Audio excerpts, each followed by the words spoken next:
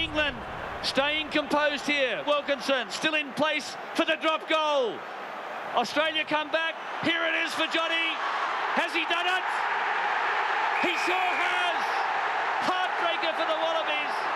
4 years prior to Portugal's heroic efforts in France, Jonny Wilkinson was kicking England to Rugby World Cup glory.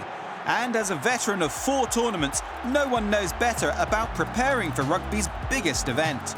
We caught up with him in the French Alps to get his thoughts on this year's build-up. Myself and Dimitri Yashvili today, we're kind of venturing into new areas, new ground, where we're playing rugby on snow, and I found out my first touch of the ball that it's not quite the same as playing on grass. I think he will be perfect for the snow rugby because he's got the steps, he's got the skills, he knows rugby very well, so he will be a perfect snow rugby player. It's not the same at all, but it's very funny, it's very cool. Yeah, it's fun, huge amounts of fun. I've never skied, I've spent very little time at the top of mountains like this. So you have to be very concentrated to kick well. You don't target the post, sometimes you target 10 meters on the left or 10 meters on the right. It's been a really nice opportunity to also get stuck into rugby again after many years. Rugby is life and life is rugby, and so it has to work together. You enjoy rugby and it should allow you to enjoy all of life. So without rugby, life's amazing. With rugby, life's amazing.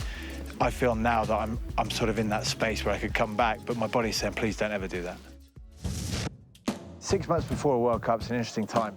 You realise that time is short, so you start seeking for that. In between, rest-wise, it's so important to completely switch off. You give yourself every permission to forget the World Cup, and you can't afford, in my opinion, to be turning up at a World Cup heavy-legged, because it's the one time you play a big tournament that early in the year, having had such a long pre-season, that it's very rare you get to play international games on the back of no niggles. What I remember from my World Cups is I felt fresh during the games. I remember thinking, this is bizarre. I never feel fresh like this. So to make the most of that, but also get your practice in while you can. Going in as a #1 ranked team in the world into a World Cup, whether it's confidence boosting or actually whether it can be more of a pressure, it depends on how you want to see it, and that really depends on whether you're willing to continue to explore opportunities or whether you're now done with the search. You sort of say, look, we're #1, that should be good enough, let's try and hold on. That becomes a pressure, because holding on, as anyone knows, even an image of someone holding on seems painful. It seems like it'll give way at some point, whereas someone exploring is going into new space. You're ahead of everyone and speeding away. When you're a team that's ahead of everyone, is hanging in there, you're just waiting for everyone to catch you. Or whether the feeling sets in that you've done the hard work, start dreaming of having the World Cup in your hands, instead of feeling like, no, let's get on the training field. Let's start pushing ourselves, get a bit vulnerable, get that feeling of angst about not having full control and say, no, we love this. Instead of, we just want to know that we'll win. It's 2 different journeys, and that'll be the decider. You've got 2 very good teams ranked #1 and 2 at the moment. Wales, who seem to be very much on the up, as sort of indicated by their final game, which was the most important, that happened to be their best. New Zealand, I think, are doing great, but they seem to be more sort of, they're not holding on, but they're just finding their way.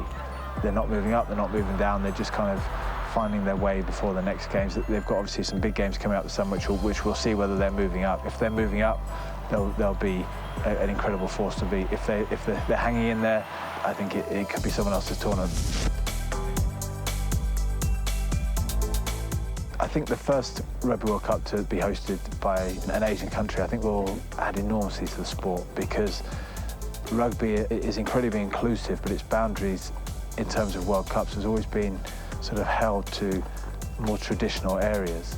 And I think rugby needs to be challenged as well. It needs to be shown to be open enough to include the way that other people want to see it. And rugby's on an exploration now. It's heading into an area it's never been. And there's also a country there who's doing something they've never done. Now, for me, that's an awesome example for what's there for the teams, which is an opportunity to go to a tournament and say, let's leave the unknown, and let's go and just have a go. Let this be as it's going to be, and I guarantee it'll be an amazing one.